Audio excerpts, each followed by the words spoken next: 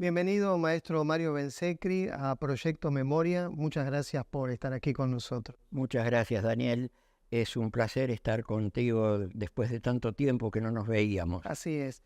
Maestro Bensecri, ¿cómo comienza su ya muy larga carrera en la música? ¿Cuándo nace ese bichito de Bien, interés? comienza todo hace 77 años atrás. Yo tenía 10 años y decidieron en casa que mi hermana estudiara piano. Entonces, para que no fuera sola al conservatorio, dijeron, bueno, ya que hay un violín en casa, que el nene estudie violín.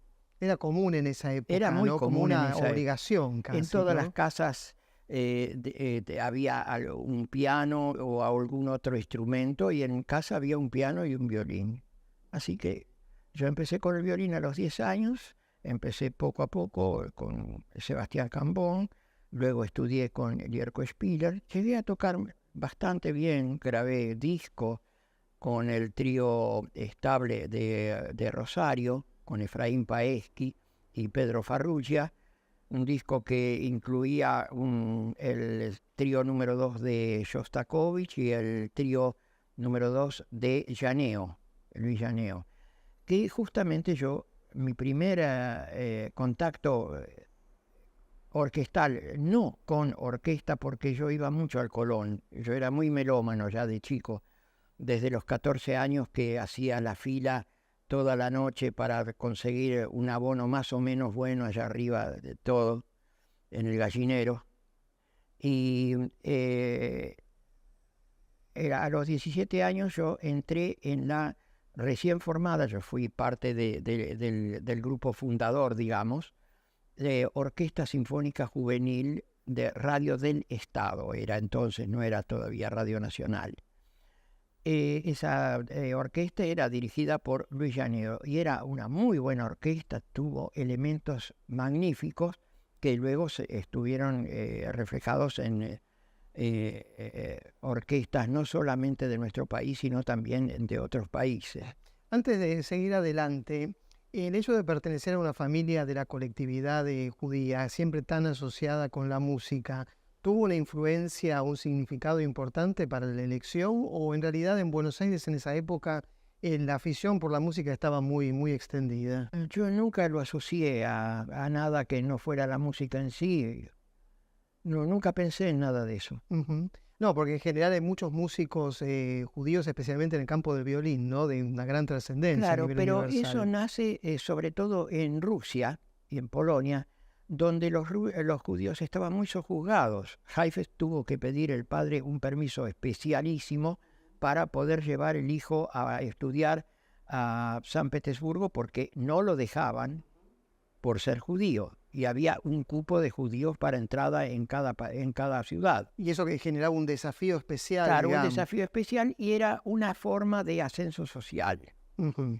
Y acá en el caso de la Argentina, esta historia que usted nos cuenta está entre fines de los 40, ya década de 1950. Claro, sí, El tango era muy importante en Buenos Aires, de hecho los 40 era la época de oro. efectivamente. ¿Estaba la tentación de ser violinista de una orquesta típica o en su caso nunca se dio? No, yo durante 7 años toqué en orquestas Ah, típicas. sí. No grandes orquestas típicas, porque yo no quería un compromiso serio de mucho tiempo, porque yo quería estudiar clásico. Pero la orquesta típica me ayudaba a ganar el dinero para poder seguir estudiando el clásico. Así que para mí fue muy bueno. Y recuerdo con mucho cariño a la orquesta típica de Alberto Marino, Sí, cantor, muy un conocida. muy buen cantor, un tenor de primer orden. Y para mí el tango es algo, un idioma propio.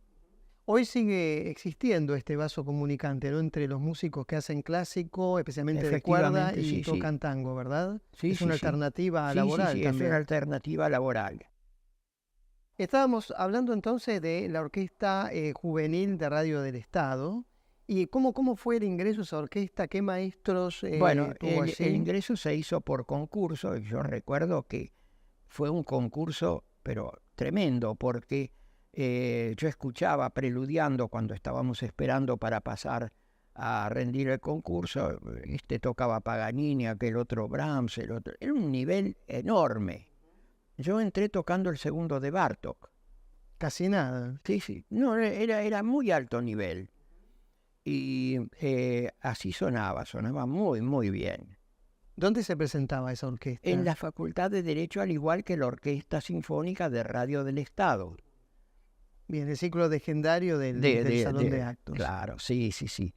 Y ese ciclo se terminó por ahí del 59, 60. Ujú.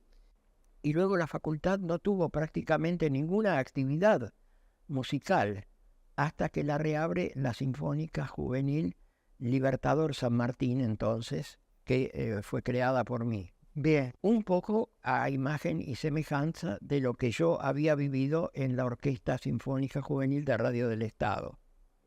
Justamente hace un rato conversábamos que en ese salón de actos de la Facultad de Derecho, de ese ciclo que entonces se llamaba ciclo de grandes conciertos y hoy se sigue llamando así, donde está la orquesta juvenil que usted creó, había un director, Bruno Bandini, que es uno de los que más estrenos hizo en la Argentina, y los estudiosos dicen que usted está cabeza a cabeza con Bruno Bandini en Él era esa un muy buen aptitud director, para dar a conocer un una muy nueva buen grabación. director que dio a conocer cantidades de obras desconocidas en nuestro país.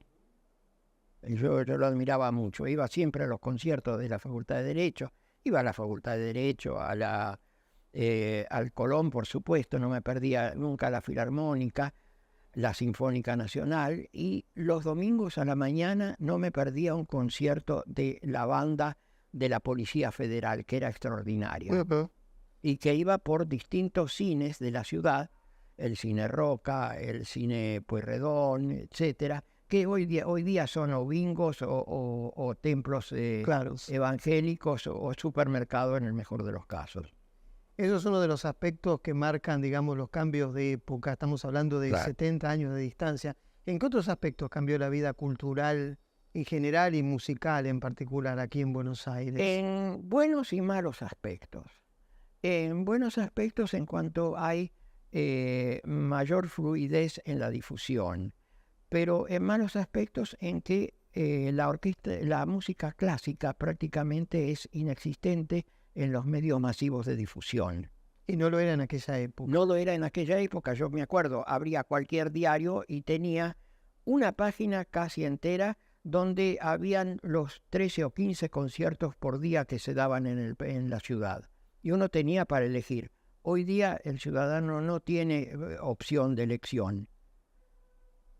Pese que hay actividad musical. Hay una actividad musical, pero el mundo mediático está dominado por marketineros ignorantes que no saben para nada la cantidad de gente que puede arrastrar la música clásica. Como a ellos no les gustan, ¿a quién le gusta? A nadie. Se lo considera un fenómeno minoritario y claro, no se lo minoritario para gente mayor, gente rica en lo posible, y son puros mitos. Es un prejuicio. Son prejuicios. Y ellos no se dan cuenta, por ejemplo, que el Teatro Colón está lleno promedio 5 días a la semana. Son 3.000 localidades. Son 15.000 espectadores. La Sinfónica Nacional actúa en el CCK. Son 1.900 localidades, está siempre lleno. La Sinfónica Juvenil también actúa en el CCK y siempre tenemos lleno hasta la tercera bandeja. Antes de avanzar hacia la creación suya hace 30 años de la Orquesta Sinfónica Juvenil Libertador San Martín, me gustaría volver a ese momento inicial de su carrera, donde usted era violinista en esa orquesta juvenil de Radio del Estado, y preguntarle si ya estaba la idea de ser director de orquesta o no, y en su caso, ¿cómo aparece? Nunca. No. Yo soy de los que dejan que las situaciones fluyan. Y en mi caso fluyó de una manera increíble. Todo empieza así. Inconscientemente, como yo era muy melómano, me gustaba ir a los conciertos, después leía al día siguiente la crítica, qué mal que estuvo esto, qué bien que estuvo aquello. Y yo quería saber por qué decían que estuvo mal esto y estuvo bien aquello. Entonces empecé a comprarme partituras para seguir simplemente como quien sigue una obra de teatro leyéndola al mismo tiempo, la música. Y molestaba muchísimo en el Colón porque me llevaba una linternita para... Era imposible, ya me odiaban. Y un día yo estaba tocando, yo era concertino en ese entonces de la orquesta juvenil, que ya Luis Llaneo había sido reemplazado por Teodoro Fuchs. Y Teodoro Fuchs dice, chicos, yo quiero ir a la sala para escuchar un poco la orquesta. ¿Quién se atreve a dirigir un poco? Y yo, cara dura, como ya tenía una cierta costumbre de no leer, sino de seguir, digamos, partituras, dice, maestro, si quiere yo pruebo. Entonces yo fui, me senté, me puse frente a la orquesta y dirigí algunos compases. ¿Se acuerda de qué obra era? Sí, las danzas sagradas y profanas de Debussy para arpa y orquesta. Y cuando vuelve al podio, me dice, chico, usted tiene condiciones, no quiere estudiar. Pero a mí jamás se me hubiera pasado por la cabeza que una eminencia como Teodoro Fuchs me quisiera a mí de alumno. Y ahí empezó todo. ¿Cómo era la historia de Teodoro Fuchs y la razón por la cual él trabajaba en Argentina? Porque él no había nacido aquí. Claro, él era alemán, estudió en Berlín, fue compañero de Karajan y luego con el nazismo él cayó en un campo de concentración. Y me contaba el maestro Spiller que un día él era de un físico muy menudito, muy menudo, no sé cómo pudo pasar por debajo de una de las rejas del campo de concentración y huir. De ahí se fue a Turquía y de Turquía vino a la Argentina. Claro, generalmente se daban esas triangulaciones, Claro, no era sí, posible sí, sí. venir de manera Claro, porque directa. no era posible venir de Alemania directamente, porque no dejaban salir a los judíos.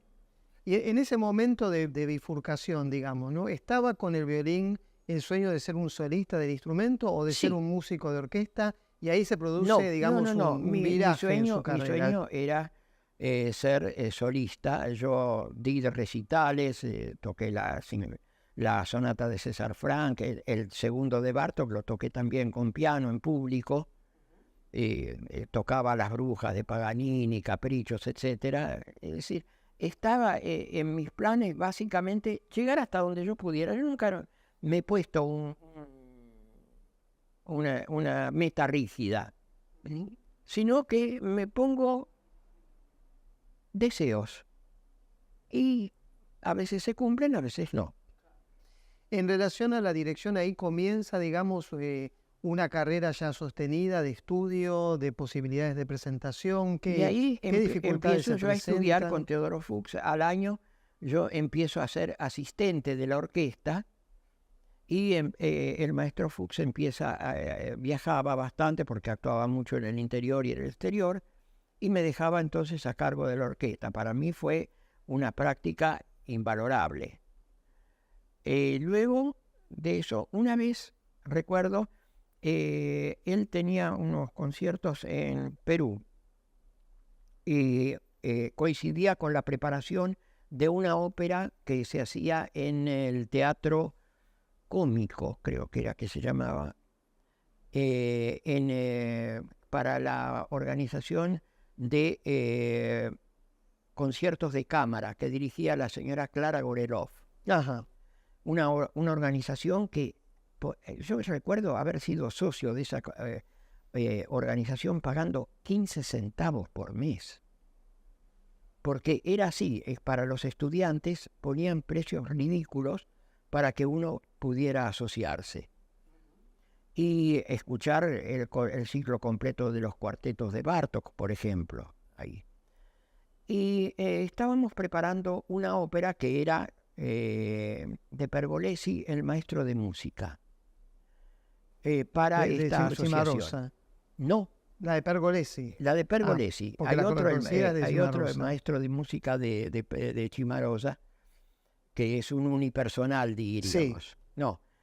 Esta es una ópera de Pergolesi y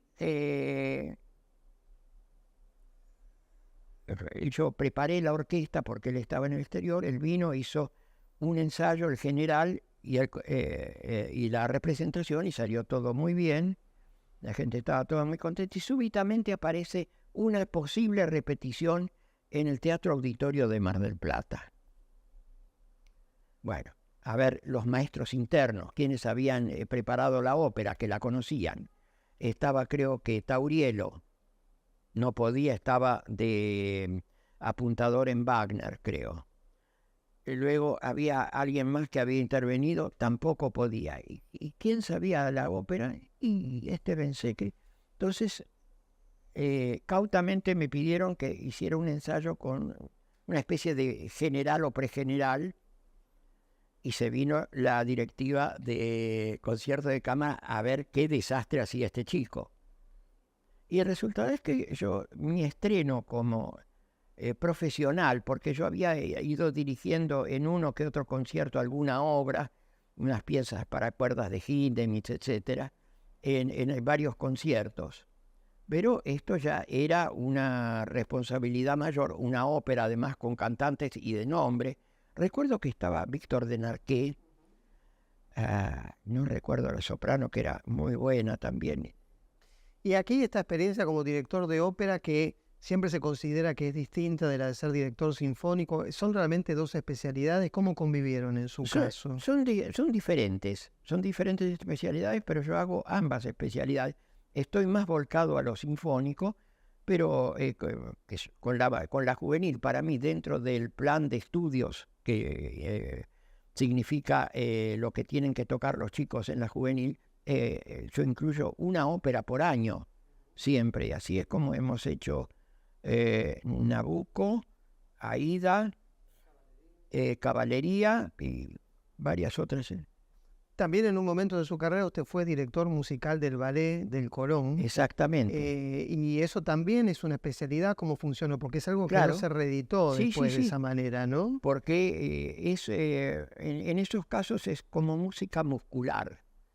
Es música donde uno tiene que estar muy atento al salto del bailarín o las piruetas de la bailarina, para poderle dar el tempo exacto que le resulte cómodo a sus músculos. Pero con el canto también puede pasar algo similar. Con el canto también pasa algo similar.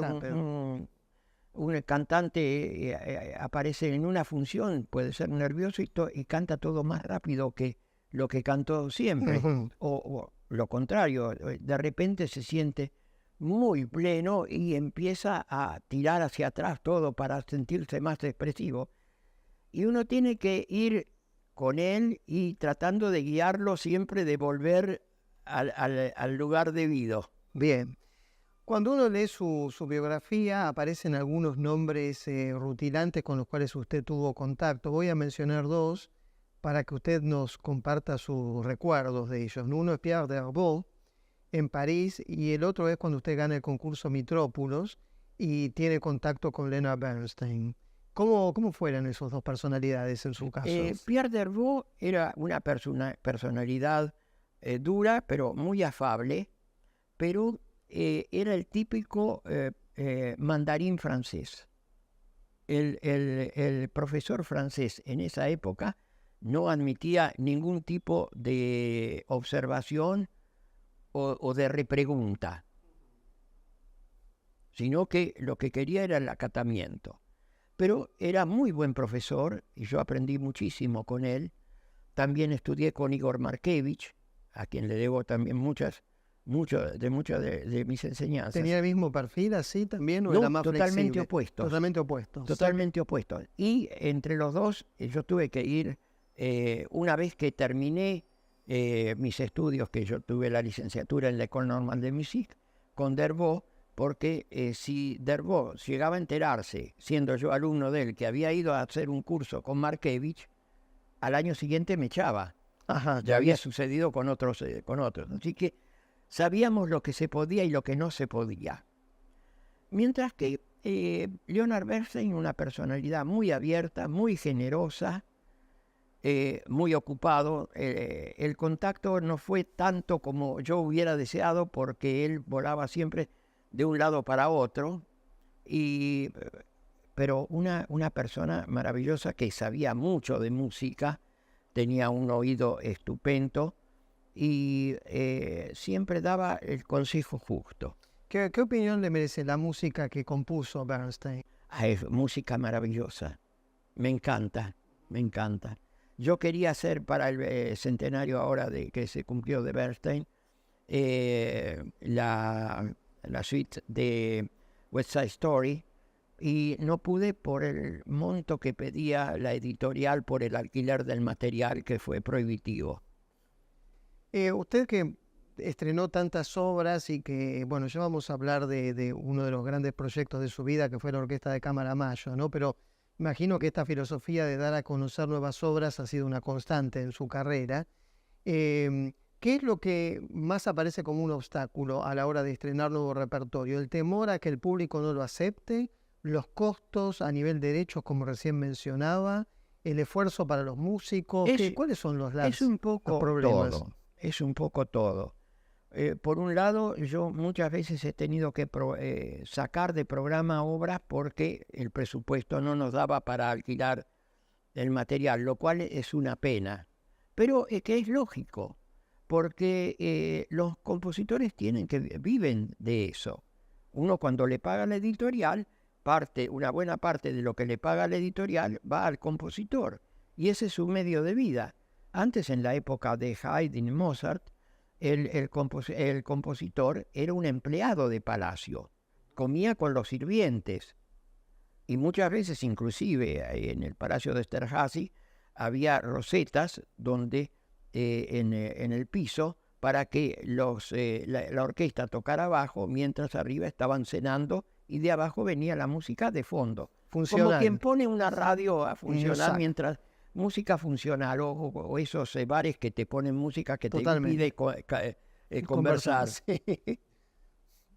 Bien, bueno, eso que siempre se ha comentado de que el derecho de autor es, digamos, una necesidad y es realmente un derecho, pero al mismo tiempo funciona como algo retardatario a la hora de que la música avance. Es cierto, y se dé a las dos conocer, cosas ¿no? conviven, la necesidad y la reluctancia a veces a tener que poder poner obras contemporáneas porque no entran dentro de nuestro presupuesto. Pero la culpa no la tiene el compositor, la tiene quienes no dan el presupuesto necesario para que se pueda llevar esto a cabo. Cosa que yo veo que se está revirtiendo en nuestro país por las programaciones que veo en la Sinfónica Nacional y mismo nosotros.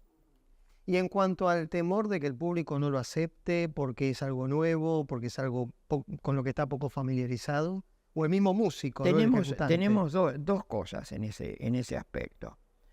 Una es una obra que es necesario dar a conocer porque es una obra, como puede ser las de Bernstein, que sabemos que van a ser un éxito.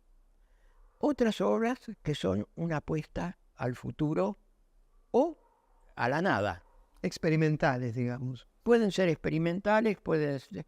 Mucho de la música contemporánea tiene la cuestión de la fórmula. Y la fórmula que permite entonces a mucha gente que no tiene talento componer de acuerdo a una fórmula y con eso... Pero eso existía en el clasicismo también, en realidad. Eso existió en el siempre. barroco, Eso existió siempre. Siempre había fórmulas. Siempre, sí, y por eso hay muy pocos compositores que sobreviven. Por eso son clásicos. Yo me resisto al término académico en la música. Comparto. Creo que es mejor música clásica, porque la música clásica es aquella que perdura. Así como tenemos clásicos en el jazz y en el tango y en tantos géneros. Sí. Pero la música clásica es la música que perdura, la que no está sujeta a modas. ¿Me puede tararear una cuadrilla? Claro, sí. O un foxtrot más cercano. Sí, claro. Sí, ya está. Sí. Esa es música sujeta a modas. No pasó a clásica. Sí, en cambio la palabra académico que se puso de moda ahora tiene que ver con la enseñanza y da una sensación de conservador, porque eso crea una barrera entre el oyente y quien da la música. Porque no, esa es música académica. Si no sabes mucho, por favor, no te metas. Peor era música erudita en una época también. Música erudita. Peor. Era peor todavía, sí, pero sí, va en línea con eso. Yo estoy en contra totalmente de esos términos. Claro, muchos dicen, no, pero clásico es un periodo. No, señor, clásico es el todo. Clásico son los griegos. Y no vamos a escuchar música griega. Es otra acepción de la palabra. Es otra acepción de la palabra. Ujú. Clásico es lo perdurable.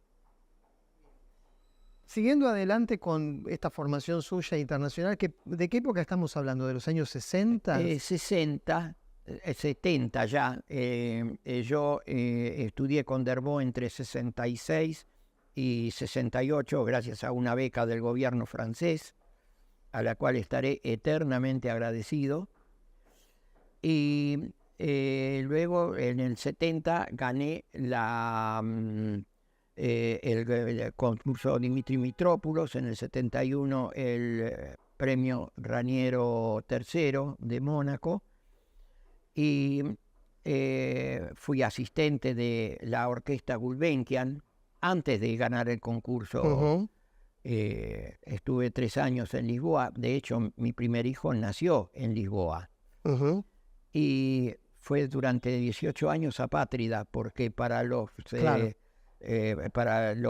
portugueses era hijo de padres Extranjero, argentinos, claro. entonces era argentino. Y para los argentinos había nacido en Lisboa, ergo era portugués.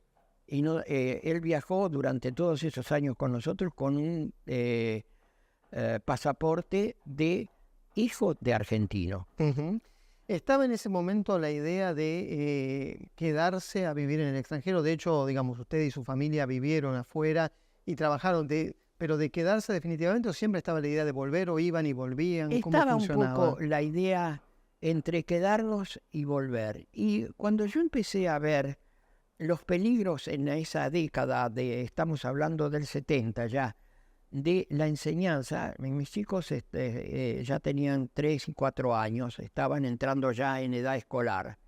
Y cuando empecé a enterarme que a la salida de los colegios les repartían, como a nosotros nos repartían figuritas para que después fuéramos a comprar Ujú. más, les repartían droga.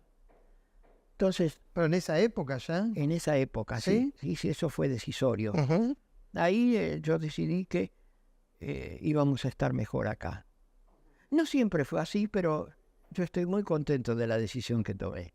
Y toda esta época de su vida que está atravesada por una historia argentina muy convulsionada, con golpes de Estado, porque usted empieza en la época del peronismo, la revolución que derroca a Perón, después los sucesivos golpes de Estado, los movimientos armados, ¿todo eso afectaba la vida artística? ¿O la vida artística tenía como un vuelo propio, una identidad propia? ¿Cómo se Yo vivía? particularmente vengo navegando o surfeando, como decimos actualmente, todas las diversas olas que han pasado por nuestra política. Y nunca me he siquiera mojado. Ujú. Bien, es un instinto natural, digamos, o... Sí, puede ser, o un don, no sé. Ujú. A mí siempre me interesó la música. Bien. ¿Y tuvo alguna experiencia de que algún proyecto musical se viera discontinuado por un avatar político del país? No, el único proyecto musical que se desbarató de los que yo tuve fue la Orquesta de Cámara Mayo, que se desbarató no por una cuestión política, sino por una cuestión económica. Claro, producto de la política también, Claro. pero eso no tiene nada que ver. Bueno, ya que la menciona, y para los que pertenecemos a la generación como la mía, el nombre suyo está indisolublemente asociado a la Orquesta de Cámara Mayo porque fueron muchísimos años de trabajo. Me gustaría que nos contara cómo aparece ese proyecto de una orquesta que es de un banco y que es mantenida tanto tiempo por un banco. Nuevamente Y, una casualidad. sí. Un día me llama un músico de la Sinfónica Nacional y dice, maestro, hay un aviso que es para usted. Dice, el Banco Mayo va a formar su orquesta y llama a concurso para director. Banco Mayo no lo conocía nadie. Era un banco relativamente nuevo de Sí, esa sí, época, era ¿no? nuevo, debía tener 2, 3 años. Entonces, qué raro. Bueno, yo mando mi carpeta. Se presentaron 33. 33 postulados a directores. Al director de la orquesta. Quedamos 3 y gané yo, finalmente. Era un jurado de pares. No, era de críticos. Ah, sí. Estaba Estebanovich, no, estaba Blum, ay, Blum que era del Argentinische Tageblatt, creo. Ajá. Eh, Qué curioso eso. sí, sí, sí. Estaba Durbano, Ajá. claro, Durbano era el presidente del jurado, y alguien más que no recuerdo. Y a partir de allí, digamos, usted gana ese concurso y se encuentra con que el banco tenía una idea de lo que quería hacer o usted lo arma. ¿Cómo funcionó eso, no? Yo tuve una experiencia muy interesante. Armo la orquesta, traté, y esa es una cuestión interesante. Lo armé por un método mixto, no todo por concurso, sino mitad invitación, mitad concurso. ¿Por qué? Porque para el concurso, parece lo más justo y equitativo, usted obtiene solamente lo mejor de lo que se presenta al concurso, no lo mejor de lo que hay. Por invitación uno puede invitar a lo que cree lo mejor que hay. Porque hay personas de muy buen nivel que no se presentarían a determinados Por concursos. supuesto, siempre se da el caso de gente que ya tiene una carrera y que no va a ponerla en juego para perder con un joven porque es amigo de alguien del jurado. Estamos hablando de un concurso para integrantes de la orquesta, no para solistas en los Claro, conciertos. los solistas los Eran- elegí todos yo. Bien. ¿Y cuál era la filosofía? ¿Cuántos años duró la Orquesta Mayo? 18 años, Bien. hasta que se fundió el banco. Sí, en el año 1998. 98. Persistió por los músicos 1 o 2 años actuando de forma esporádica, Ujú, vulgochangas, ujú. pero no. ¿Cómo era la filosofía de programación de la orquesta? ¿Cómo se armaban los programas? Bien, para mí la filosofía de programación de programa se basa exclusivamente en los gustos del público, en lo que hay que darle que les gusta, lo que hay que darles que les va a gustar y lo que hay que darles para ver si les gusta. Bien, y así se hizo. Y así se hizo. Fuimos la única orquesta que ha hecho encargos a músicos argentinos, compositores, para que compusieran obras para nosotros, que estrenamos 72 obras. Son encargos que se le pagaban al compositor. Claro, se a le cambio de pagaba al estrenar compositor, la se obra. hacía el material quedaba de propiedad del compositor después de ejecutado.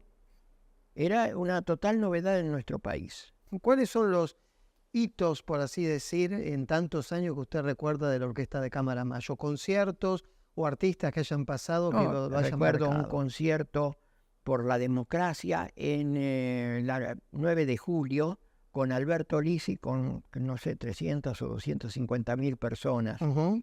Era la época de los conciertos masivos, los primeros Claro. años de la democracia, Sí, ¿no? sí, sí.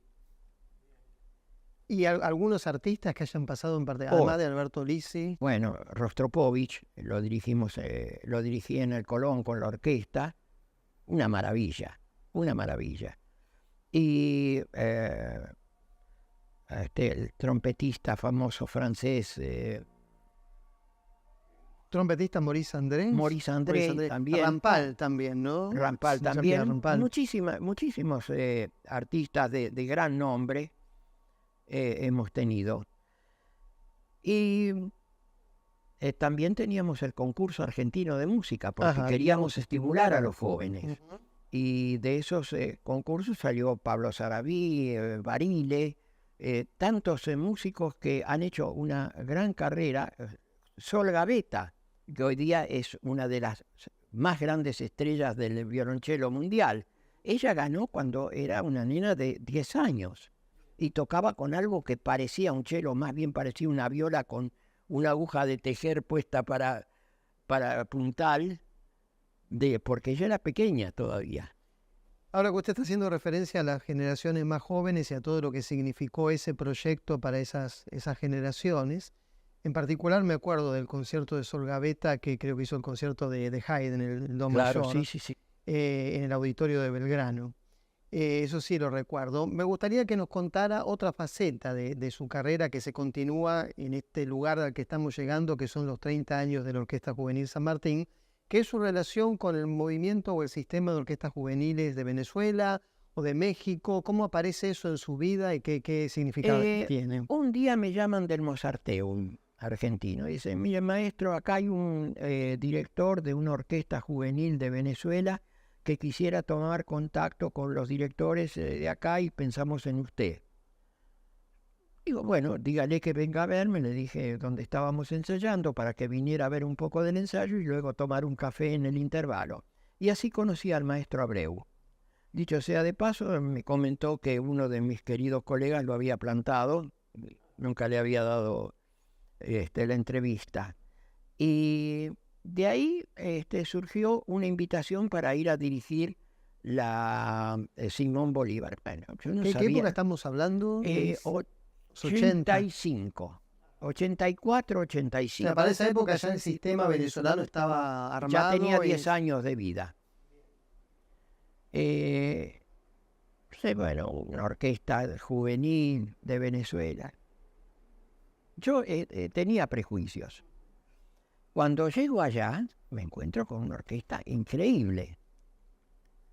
Y le digo al maestro Abreu, mire maestro, esto yo voy a hacer lo posible para que vengan a la Argentina. Y efectivamente pudimos hacer que vinieran a la Argentina. En el 85 vinieron. En el Colón hubo En el un Colón concierto. hicieron concierto de Sibelius, tocando Sí. como solista Jesús Hernández, que era el concertino de la orquesta, Tchaikovsky y también. la cuarta de Tchaikovsky, pero que fue Apoteótico, sí. apoteótico. Sí. Apoteótico. En el caso de Abreu, me interesaba cómo era su historia, porque él era un empresario originariamente, ¿no? No era así. No. Él era doctor summa cum laude en ingeniería de petróleos. Era profesor universitario, me comentaba muchas veces cuando almorzábamos juntos, que él había, entre clase y clase, viajaba en un taxi comiendo el almuerzo, porque no le daban los tiempos. Y así hasta los 31 años, donde decide probar suerte de armar una orquesta. No era músico. Él era pianista y organista. Pero se dedicaba a... Él era un genio de toda la cuestión de economía de petróleos, que en Venezuela Claro, era central. Esencial. Entonces, él empieza y convoca una orquesta y aparece 11 chicos en un garage que había conseguido prestado para esto. Y con 11 chicos, yo ya estaba por mandarlos de vuelta, cuando se me para un chiquito y me dice, maestro, ¿con qué empezamos? Y eso lo desarmó. Y de ahí empezó todo, con 11 chicos. Hoy día creo que son 600 o 700 mil chicos. En toda Venezuela ese movimiento.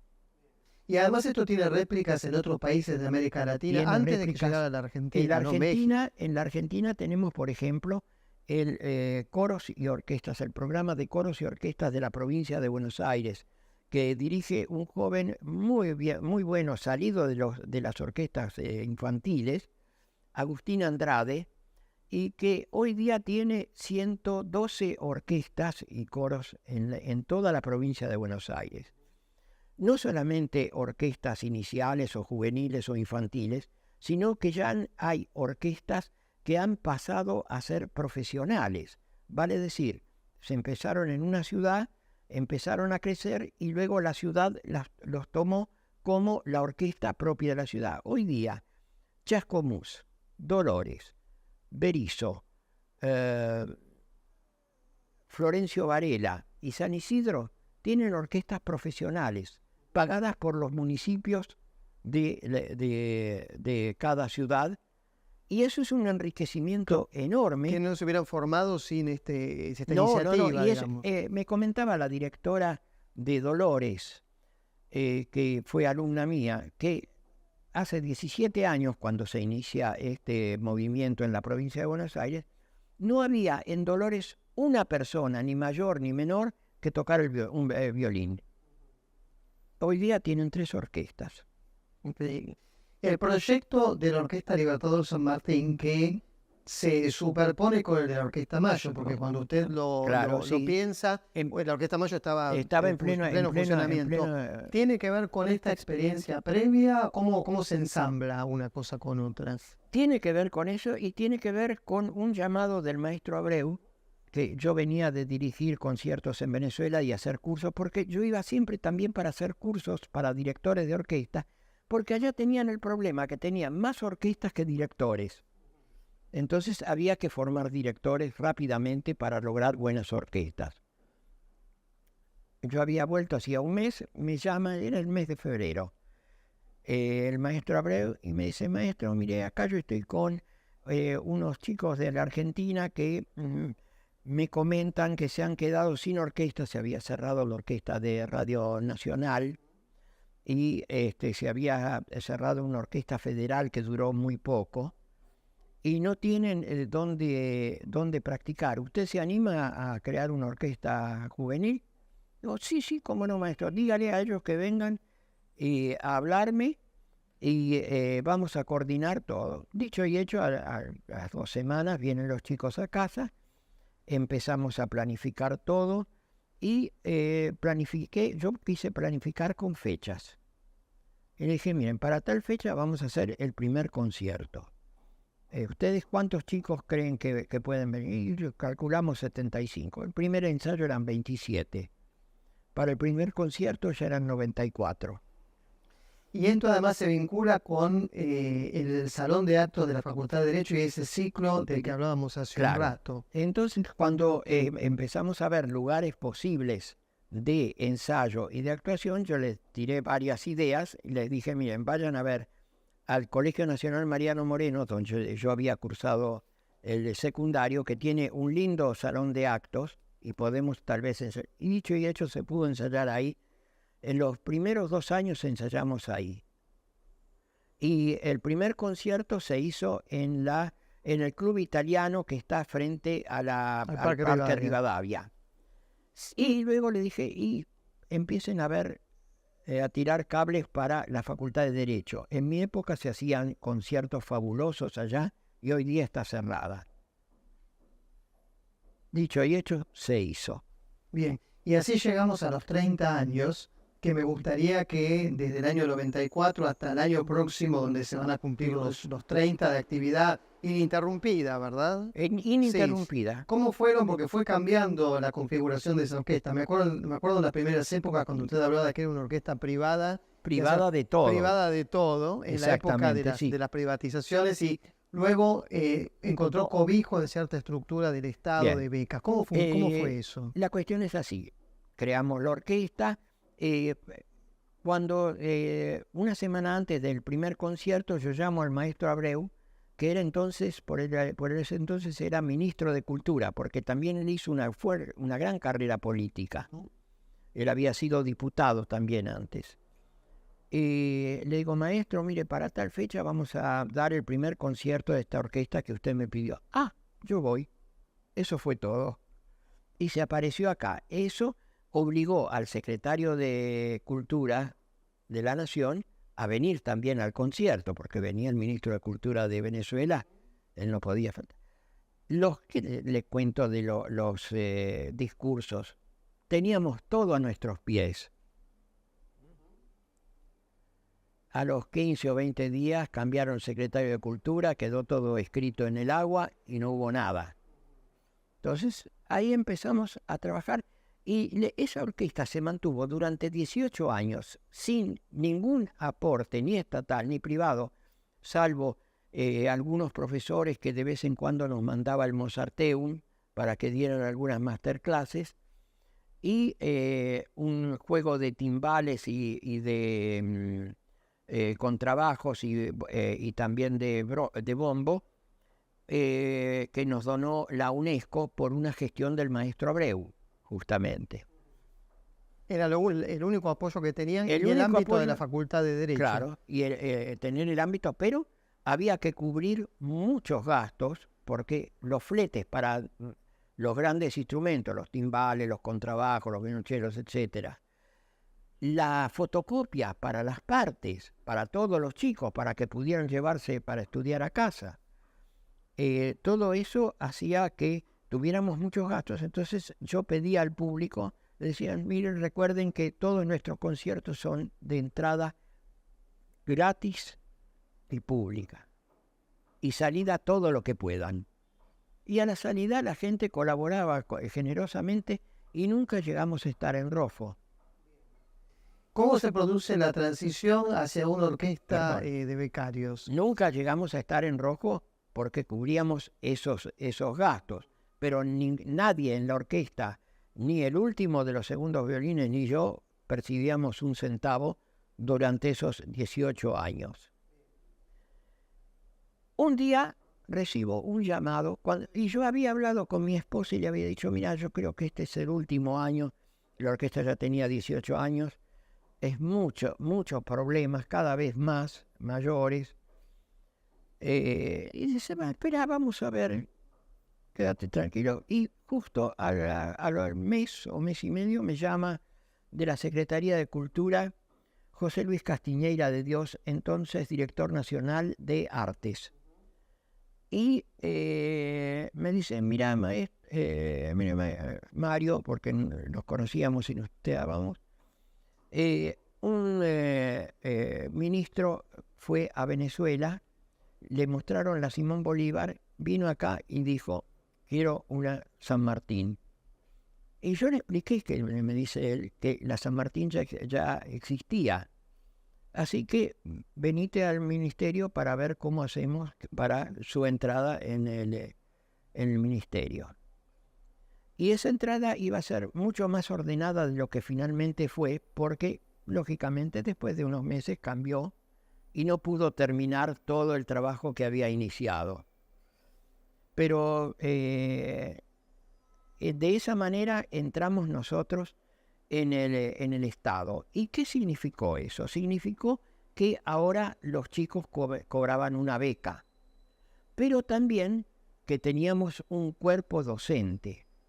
Y todo esto fue creciendo, y espero que pueda seguir creciendo aún más, porque esas son mis metas.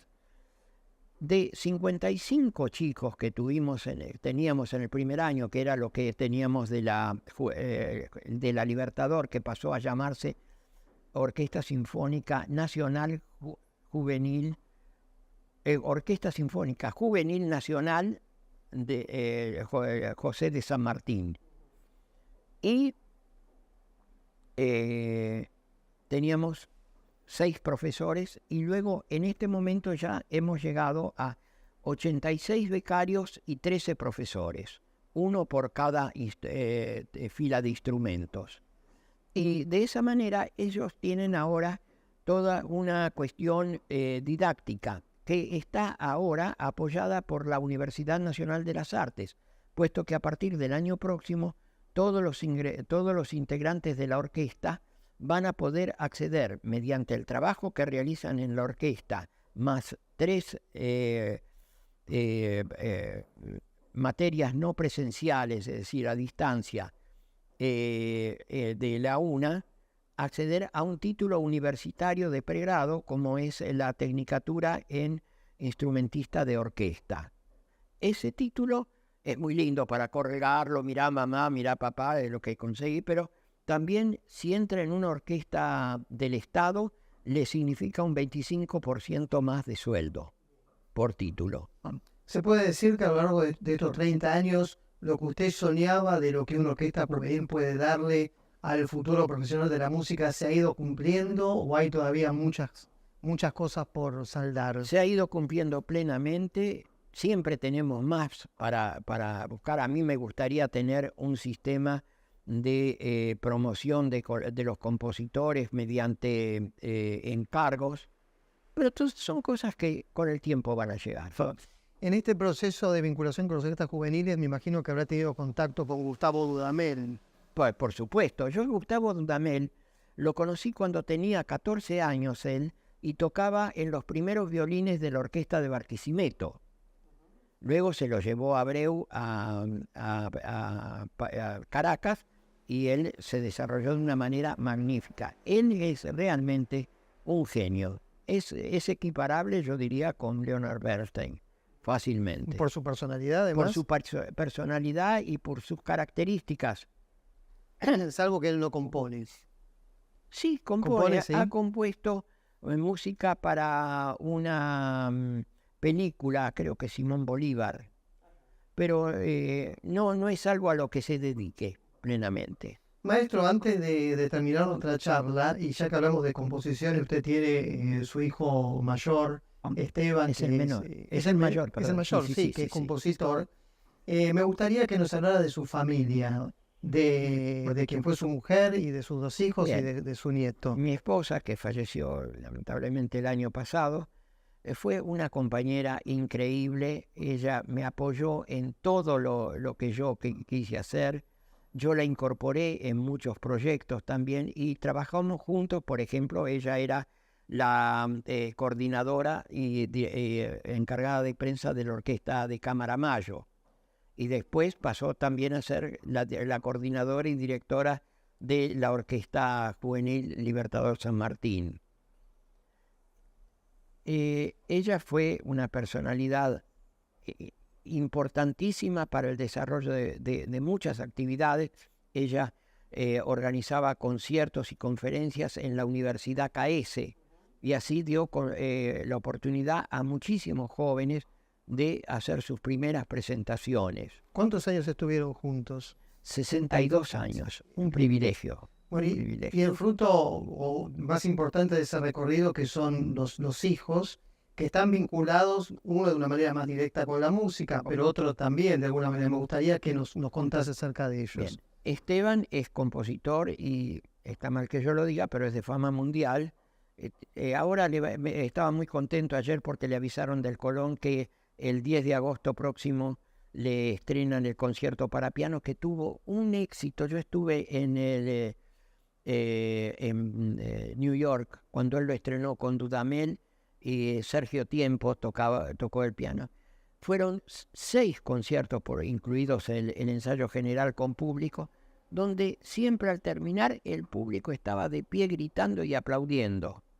Fue un éxito increíble para una obra que es la primera vez que se escucha. Bien, él es un compositor que ya no precisa ninguna presentación. Él vive en París y tiene un hijo, está casado con una ex violista de la Orquesta Juvenil Libertador San Martín y que ahora es artista plástica. ¿Cómo se llama? Fernanda Caputi. ¿Y su de nieto? Bensecri. Claro, ¿y su nieto? Y Noah Bensecri. Bueno, y en cuanto a su otro hijo, Claudio, mi hijo menor, es sociólogo, es doctor en sociología por la Universidad de New York y actualmente dirige el doctorado en sociología de la Universidad Northwestern de Chicago, que es la universidad más importante del noreste. Ese libro que él escribió y en el cual yo dejé también mi testimonio en Fanático de la Ópera, que fue publicado acá por siglo XXI, ¿qué significado tiene en el marco de toda esta vida tan atravesada por la música? ¿No? Él elige ese tema como una tesis de graduación prácticamente, ¿no? Sí. Él elige ese tema y él es muy melómano. Le gusta muchísimo la ópera, conoce también mucho de música sinfónica, pero es un chico con una capacidad de conocimiento y curiosidad intelectual enorme. Te puede nombrar equipos enteros de la NBA, por ejemplo, y conoce historiales del fútbol y cuando fulano metió aquel gol y cuando Mengano le atajó el penal a Sutanito. ¿Estaban en los planes familiares de ustedes que sus hijos vivieran y desarrollaran carreras en el exterior, digamos que de alguna manera dejaran el país? Nosotros nunca tuvimos planes para ellos, salvo que fueran felices. Hicieran lo que hicieran, fueran lo que fueran. Y creo que lo logramos. Maestro, como para cerrar en esta extensa trayectoria vital que nos compartía, ¿qué aspiraciones vinculadas con el arte al cual usted dedicó su vida, con la música, le quedan como pendientes o les gustaría seguir desarrollando? Para el año próximo tenemos pendiente una gira a Japón en el mes de agosto con la Orquesta Sinfónica Juvenil José de San Martín. Tenemos varios proyectos, pero que todavía tienen que ser cristalizados por el amén de las dirigencias políticas. Maestro, una reflexión sobre por qué es importante la música o lo que se entiende por música de contenido artístico, porque la música está en todos lados, ¿no? Pero la música de la que nosotros hablamos para el nivel de vida de una sociedad o de un pueblo. Claro, es la música como lenguaje universal llega a todo el mundo sin necesidad de traducciones. Y es algo que si uno tiene el gusto por la música, y para tener gusto por la música clásica de lo que estamos hablando, hay que tener frecuentación con la música clásica. Sin frecuentación no hay gusto. ¿Usted se acuerda de Volver al Futuro? ¿Recuerda el momento en que este chico que viaja a 1955, toca algo de rock del 85 y todos se le quedan así con los ojos como platos? ¿Qué es eso? Y si ya les va a gustar. ¿Por qué les va a gustar? Porque se lo va a frecuentar. Pero en ese momento nadie hubiera sido rockero. Bien. Entonces, la asignatura pendiente es difusión. Difusión en los medios masivos de difusión para que la gente, para que el ciudadano tenga también la opción de la música clásica y no solo de la música popular o la mal llamada música popular, porque es música industrial, comercial, la que se da por las radios y televisoras, y que tengan la opción de poder escuchar música clásica también como les entra en la casa la televisora y la música en las radios. No hay una televisora, salvo en cable, y que hay una o dos nada más, que transmitan contenido de música clásica. Y eso es directamente discriminatorio. Bien. Hace a la libertad también tener opciones, ¿no? Opciones reales. Es el ideal de la democracia, es la opción. Si usted no tiene opción, no tiene democracia, tiene dictadura. Ahora estamos con la dictadura de la música industrializada. Bueno, maestro, le agradecemos mucho su tiempo y el testimonio que nos dejó de toda esta intensa y extensa carrera artística y personal. Muchas gracias. No, gracias a vos.